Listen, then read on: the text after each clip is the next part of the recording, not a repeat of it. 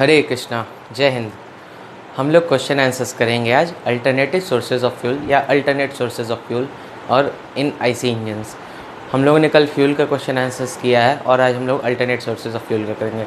10 question है कुल मिला जुला के, हम लोग उनको सॉल्व करेंगे और कुछ कठिन नहीं है, कुछ अलग अलग चीज़ सीखने को मिलेगी आज। तो अभी तक आपने चैनल को सब्सक्राइब नहीं किया तो चैनल को सब्सक्राइब कीजिए, लाइक कीजिए, कमेंट कीजिए, शेयर कीजिए वीडियो को, ताकि ये सब तक पहुँच सके और चैनल ग्रो हो। ठीक है, तो हम लोग शुरू करते हैं। तो पहला प्रश्न है, alcohol are unsuitable as diesel engine fuels because. बोल रहा है कि डीजल इंजन फ्यूल के लिए अल्कोहल क्यों अनसूटेबल है। 4 ऑप्शंस दिए हैं। ऑप्शंस उतने इम्पॉर्टेंट नहीं हैं, वो बेकार के ऑप्शंस हैं। अच्छे ऑप्शंस होते हैं तो मैं पूरी तरह डिस्कस करता हूँ, तो उनका डिस्कस करने का ऑप्शन आवश्यकता नहीं है। हम लोग इसका डायरेक्ट आंसर्स देख लेते हैं। तो क्वेश्चन कह रहा है कि अल्कोहल जो है, अल्कोहल ये डीजल इंजन के लिए फ्यूल क्यों नहीं है, तो सीआई के लिए फ्यूल क्यों नहीं है, क्यों नहीं यूज़ किया जा सकता है, इसकी बात हो रही है। तो सिंपल सा आंसर है। और जब पूछा जाए कि आपका डीजल एसआई इंजन के लिए अच्छा फ्यूल क्यों नहीं है, तो उसमें भी ऐसा ही कुछ आंसर होगा। तो ये है इसका, बिकॉज इसका C10 नंबर जो होता है बहुत लो होता है, C10 नंबर होता है वेरी लो, इसी के कारण से। और डीजल इंजन में हमें क्या चाहिए, C10 नंबर हाई होना चाहिए। अगर बोले कि डीज़ल को हम लोग पेट्रोल इंजन में क्यों नहीं यूज़ करते हैं और वो अच्छा फ्यूल क्यों नहीं होता है उसके लिए, तो उसका भी यही उत्तर होगा कि उसका ऑक्टेन नंबर कम होता है। तो वाइस वर्सा से आप कर सकते हैं। अगला प्रश्न है, calorific value of which of the fuels is expected to be nearly equal. तो इसके ऑप्शंस लिख दूंगा, उतना ऑप्शंस का इंपॉर्टेंस नहीं, लेकिन आपको डिफ्रेंशिएट करने में समझ में आएगा, तो आप थोड़ा दिमाग लगा सकते हैं उसमें। बोल रहे हैं कि किसका कैलोरीफिक वैल्यू इक्वल है, तो CV इक्वल, कैलोरीफिक वैल्यू किसका इक्वल है। तो 4 ऑप्शंस हैं, चारों में पेयर दिए हुए हैं 2-2 फ्यूल के। तो पहला है coal gas and lignite coal. तो पहला है coal gas and lignite coal.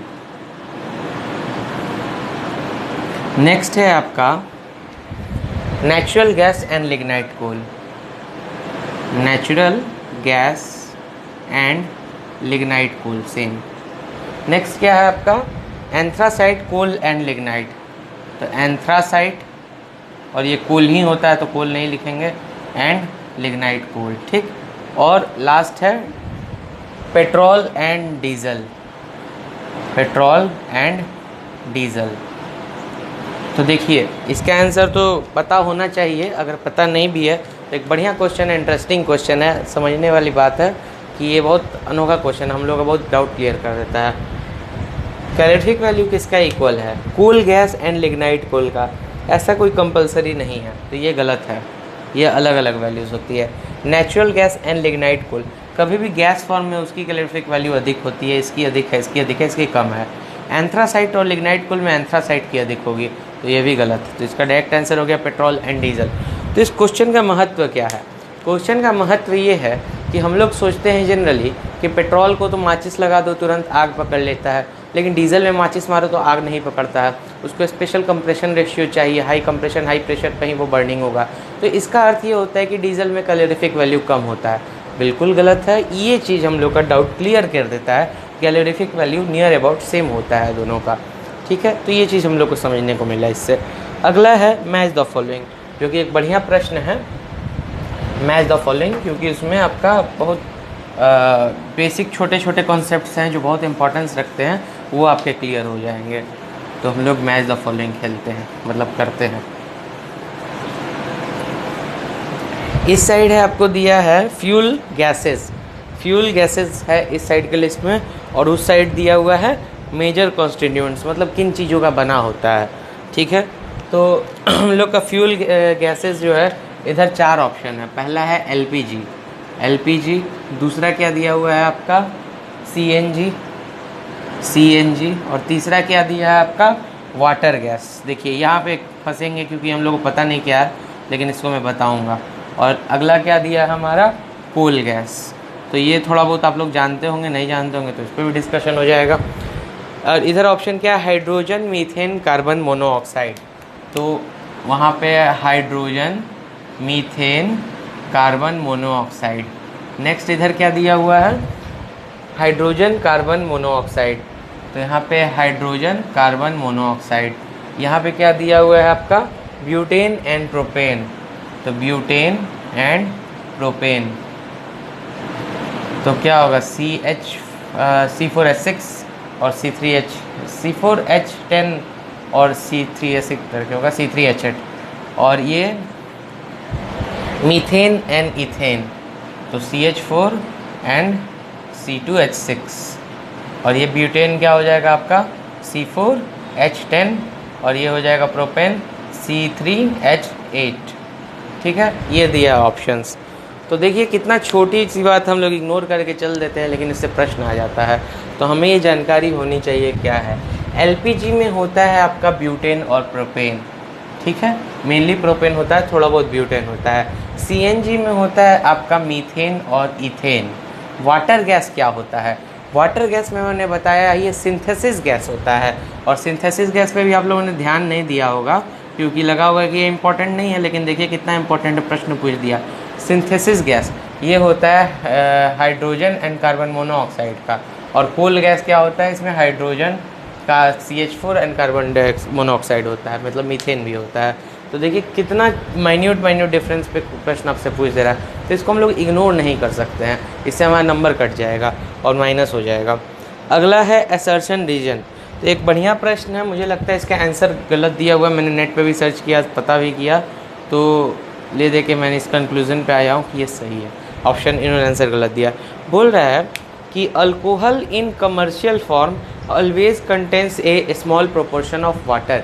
Alcohol जो हम लोग को मार्केट में मिलता है कमर्शियल फॉर्म में, उसमें कुछ ना कुछ पानी अवश्य रहता है। 100% अल्कोहल आपको कभी नहीं मिलेगा। तो क्या कह रहा है कि water in alcohol, water in alcohol ये कह रहा है, होता है, ठीक है, ये कह रहा है। और रीज़न क्या दे रहा है, बोल रहा है water is very effective inhibitor of pre ignition. मतलब कि वाटर के कारण प्री इग्निशन नहीं होगा। तो प्री इग्निशन को रोकने के लिए ये आपका डाला जाता है, प्री इग्निशन नहीं होगा। तो देखिए ये बात सही है कि वाटर हमेशा अल्कोहल मिलता है, 100% अल्कोहल आपको नहीं मिलेगा। मैंने पता किया नेट पे, उधर देखा तो 99% तक जा सकता है। और pre ignition, water is in alcohol, water is a inhibitor of pre ignition. और ये प्री इग्निशन क्या होता है, ऑटो इग्निशन आपने सुना होगा, जो हम लोग SI इंजन में ऑटो इग्निशन प्री इग्निशन पढ़ते हैं, जो अलग से ही नॉकिंग का रीज़न बनता है। तो ये बात तो सच है कि अगर पेट्रोल में थोड़ा ह्यूमिडिटी हाई होगा या कोई भी फ्यूल यूज़ कर रहे हैं, वाटर है, वाटर ही ह्यूमिडिटी का कारण होता है, हाई होगा तो प्री इग्निशन नहीं होगा और नॉकिंग नहीं होगी SI इंजन में। ये बात सही है आपकी। तो ये बात तो सही है कि चलो ये स्टेटमेंट सही हो गया। और अल्कोहल में पानी इसलिए मिलाया जाता है। अब मैं आपको एक सच्चाई बताता हूँ। इस प्रश्न का उत्तर मैंने हर जगह खोजा, मुझे कहीं नहीं मिला, और इन्होंने इसका आंसर C दिया है, मतलब ये रीज़न गलत है। सीधे रीज़न गलत नहीं है, रीज़न सही है। वाटर प्री इग्निशन को रोकने का बहुत अच्छा कारक होता है, ह्यूमिड एटमॉस्फेयर में नॉकिंग आपकी कम होगी। तो ये बात तो आपका सही है। और मुझे लगता है कि अल्कोहल में भी पानी इसलिए मिला के हर जगह देते हैं क्योंकि मैक्सिमम 99% तक अल्कोहल मैंने देखा है, और वोडका शायद 40% होता है सबसे अधिक अल्कोहल। ठीक है, तो ये आपका मेरे हिसाब से A होना चाहिए, और इन्होंने C दिया है। ठीक है, ये सीधे सीधे गलत इन्होंने काट दिया है। वाटर होता है प्री इग्निशन को कम करता है, वो सही है। तो A होना चाहिए इसका आंसर। फिर भी मैं आपको बता दे रहा हूँ, इसका आप लोग भी से रिसर्च कीजिए। अगला है फिर मैच द फॉलोइंग है। इसमें भी बढ़िया बढ़िया प्रश्न है, तो हम लोग मैच द फॉलोइंग का यहाँ पे अपना बनाते हैं, खांचा तैयार करते हैं मैच द फॉलोइंग का। ठीक है,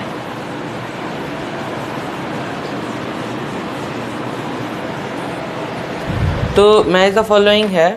इधर दिया हुआ है products of petroleum refining process. तो रिफाइनिंग प्रोसेस पेट्रोलियम की बात हो रही है, तो क्या हम कहते हैं उसे, फ्रैक्शनल डिस्टिलेशन की बात हो रही है। तो यहाँ पे पूरा प्रोडक्ट्स जैसे क्या केरोसिन, पेट्रोल, ये सब है, तो उसको हम लोग लिख लेते हैं। तो दिया है propane, butane, kerosene, heavy gas oil. Propane, butane, kerosene, and heavy gas oil.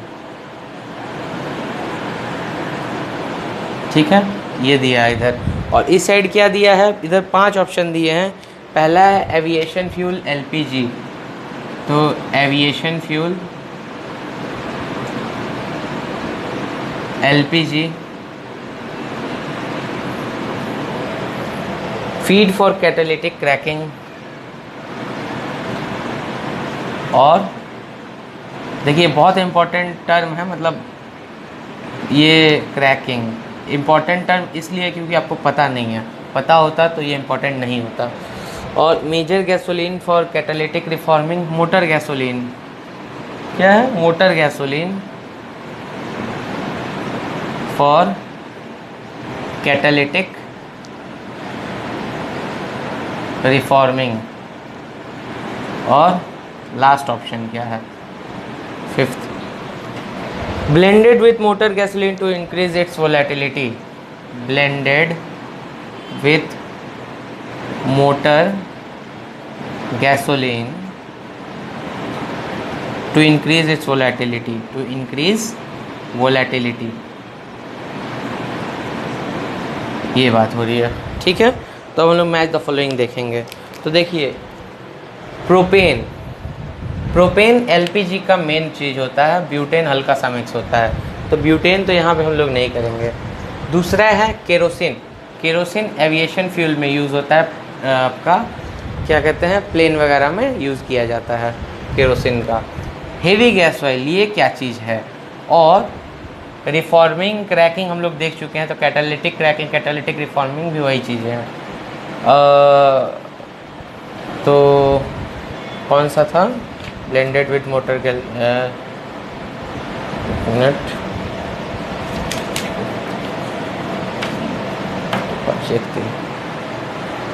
ये होगा ये, और ये होगा ये। ठीक है, देखिए क्या प्रोपेन एलपीजी में यूज़ होता है, सबसे ज़्यादा प्रोपेन का परसेंटेज होता है, थोड़ा सा ब्यूटेन होता है, तो प्रोपेन एलपीजी सीधे सीधे। केरोसिन आपका एविएशन फ्यूल में यूज़ होता है, क्लियर कट है। हेवी गैस ऑयल क्या होता है, तो हेवी गैस ऑयल जो होता है ये होता है क्रूड ऑयल को जब हम लोग रिफ़ाइन कर लेते हैं और इससे हम लोग पेट्रोल डीजल ये सब एक्सेट्रा एक्सेट्रा सारे प्रोडक्ट्स निकाल लेते हैं, तो बच के जो लास्ट में रह जाता है उसको कहते हैं हम लोग हेवी गैस ऑयल। तो इसका नाम एक और है वर्स केस ऑयल नाम है इसका, मतलब वर्स्ट केस के लिए आपको इसको यूज़ कर सकते हैं। ये कुछ ज़्यादा काम का नहीं होता है, बचा खुचा प्रोडक्ट है, इसे हेवी गैस ऑयल कहते हैं। ये फीड फॉर कैटालिटिक क्रैकिंग है। और कैटालिटिक क्रैकिंग क्या होता है, फ्रैक्शनल डिस्टिलेशन का एक और नाम है catalytic cracking, feed for catalytic cracking. अगर क्रूड ऑयल में ही हम लोग फ्रैक्शनल डिस्टिलेशन करते हैं तो समझ लीजिए कि हेवी गैस ऑयल को ही क्रूड ऑयल कहते हैं, तो क्रूड को हम लोग कैटालिटिक क्रैकिंग में कहते हैं। तो इसका क्या हो गया आपका फ्रैक्शनल डिस्टिलेशन, ये आपका फ्रैक्शनल डिस्टिलेशन का नाम है एक। ठीक है, जिसमें से आपका सारे प्रोडक्ट्स निकलते हैं। और ब्यूटेन, ब्यूटेन क्या किया जाता है, मोटर गैसोलीन के साथ ब्लेंडिंग किया जाता है ताकि उसकी वोलेटिलिटी बढ़िया हो, और वोलेटिलिटी बढ़िया होती है तो तीनों तरह की वोलेटिलिटी अच्छी होती है, जिससे हमें जो रिक्वायर्ड बेनिफिट है उससे हम लोग ऑब्टेन कर सकें। तो अगला हमारा एक प्रश्न है, उसमें 5 स्टेटमेंट्स दिए हैं और उनमें हमें देखना है कौन सा सही है कौन सा गलत है। तो उस पर हम लोग आते हैं, अभी थोड़ा सफाई हो जाए। चलिए, काम भर की सफाई हो गई है। बोल रहा है following consider the following advantages और disadvantages of using hydrogen as a fuel. बात हो रही है कि hydrogen H2 as a fuel, ठीक है, इसका एज ए फ्यूल यूज़ कर रहे हैं तो उसका क्या एडवांटेज एंड क्या डिसएडवांटेज है उस पर डिस्कशन हो रहा है। पहला है it has high NOx emission due to high flame temperature. बोल रहा है कि इसका जो नॉक्स इमिशन है, नॉक्स एमिशन वो थोड़ा हाई होगा, नॉक्स एमिशन हाई होगा because of high flame temperature. ठीक है।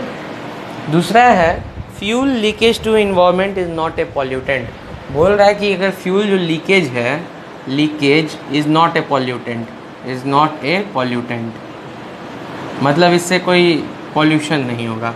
नेक्स्ट क्या है आपका, high energy content per volume when stored as a liquid. तो बोल रहा है कि हाई एनर्जी कंटेंट है, HEC, high energy content per unit volume when stored as liquid. और अगला क्या बोल रहा है, requires heavy bulky fuel storage both in vehicle and at the service station. बोल रहा है कि फ्यूल स्टोरेज जो है, फ्यूल स्टोरेज वो हेवी एंड बल्कि होना चाहिए, हेवी एंड बल्कि। और लास्ट क्या हमारा बोल रहा है, उसके लिए मैं पेज पलटूँ। It has very good engine volumetric efficiency. तो इसकी वॉल्यूमेट्रिक एफिशिएंसी अच्छी होती है, हाई होती है। तो देखिए इसमें हम लोग देखेंगे कौन सा सही है कौन सा गलत है। तो देखिए एडवांटेज डिसएडवांटेज दोनों की बात की गई है। इसका फ्लेम टेम्परेचर हाई होता है जिसके कारण नॉक्स एमिशन बढ़ जाता है, ये बात सच है। ये थोड़ी इसकी डिसएडवांटेज है लेकिन ये सच्चाई है, तो हम लोग इसमें लिखेंगे। दूसरा क्या है कि इसका लीकेज पॉल्यूटेंट नहीं होता, हाइड्रोजन का लीकेज एटमॉस्फेयर में पॉल्यूशन नहीं करता, ये सिंपल सी बात है। और दूसरा क्या है, high energy content when stored as a liquid. जी हाँ, ये बहुत हाई एनर्जी कंटेंट देता है। It is the best fuel in gas, in petroleum products. और fuel storage is heavy and bulky, बहुत सही बात है, ऐसा ही होता है। इसको फ्यूल स्टोर करने के लिए मोटे मोटे सिलेंडर्स का यूज़ किया जाता है जो थोड़ा हेवी एंड बल्कि हो जाता है। Volumetric efficiency is low because of low density of the gas. इसकी डेंसिटी सबसे कम होती है, ये एक नंबर पे एलिमेंट में आता है, हाइड्रोजन, हीलियम, लिथियम, बेरिलियम, उसमें क्या कहते हैं हम लोग पीरियडिक टेबल में। तो इसकी डेंसिटी बहुत कम होती है जिसके कारण इससे वॉल्यूमेट्रिक एफिशिएंसी आपको बहुत कम प्राप्त होगा। तो ये गलत है, तो हम लोग इसको काट दिए हैं। नेक्स्ट पे आया जाए, major disadvantages of LPG as a fuel in automobile are. LPG का डिसएडवांटेज की बात हो रही है, तो किसकी बात हो रही है, LPG डिसएडवांटेज। ठीक है, LPG डिसएडवांटेज क्या है, तो इसमें ऑप्शंस हैं। पहला है reduction in the life of engine. बोल रहा है इंजन की लाइफ को खा जाता है, तो इंजन लाइफ जो है वो डाउन। नेक्स्ट क्या है आपका, less power compare to gasoline.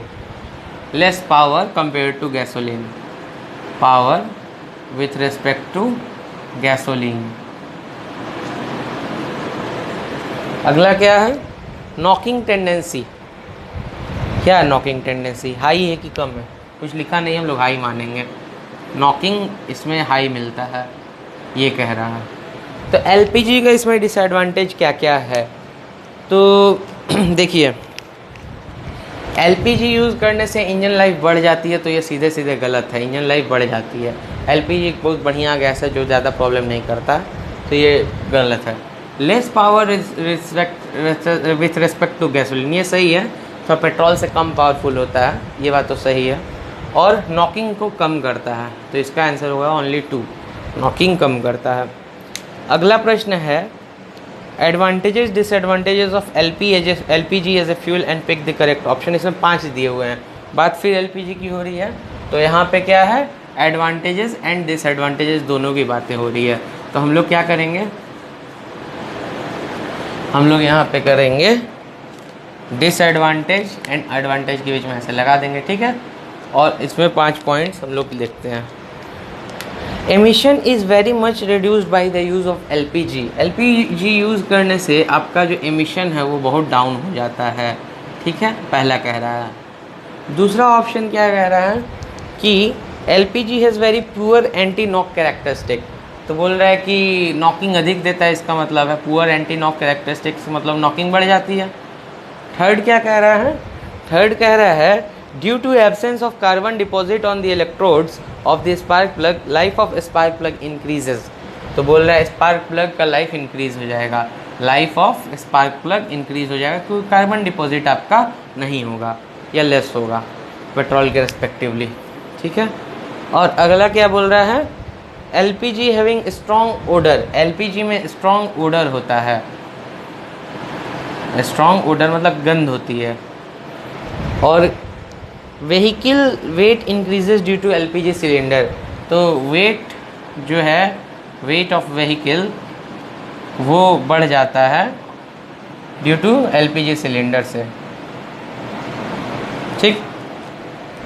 तो इसमें एडवांटेज डिसएडवांटेज हम लोग को देखना है दोनों। तो पहला है कि एमिशन कम हो जाता है एलपीजी यूज करने से, 100% सही है। नॉकिंग कम हो जाती है, बढ़ती नहीं है, it is a very good knocking anti knock characteristics. Life of spark plug increase हो जाता है क्योंकि कार्बन डिपॉजिट कम होता है इन रिस्पेक्ट टू गैसोलीन और पेट्रोल। और स्ट्रॉन्ग ऑर्डर नहीं होता है, इसके ऑर्डरलेस गैस होता है, इसके अंदर कुछ केमिकल डाला जाता है जिससे क्या होगा कि उसकी गंदा जो घर में लीकेज हो तो पता चले। तो घर में जब एलपीजी जब लीक करता है तो महकता है, उसमें डाला जाता है अलग से कि ये आपको पता चले कि लीकेज हो रहा है, वरना आग लग जाएगी, बहुत खतरा हो सकता है। और weight of vehicle increases due to LPG cylinder, ये बिल्कुल सही बात है, ये हम लोग का लॉस है। Anti knock characteristic of alcohol when compare to gasoline is, बोल रहा है कि अल्कोहल का जो एंटी नॉक कैरेक्टरिस्टिक है वो गैसोलीन के मुकाबले अधिक है कि कम है, मतलब कि नॉकिंग प्रॉपर्टी कम देगा। तो एंटी नॉक कैरेक्टरिस्टिक,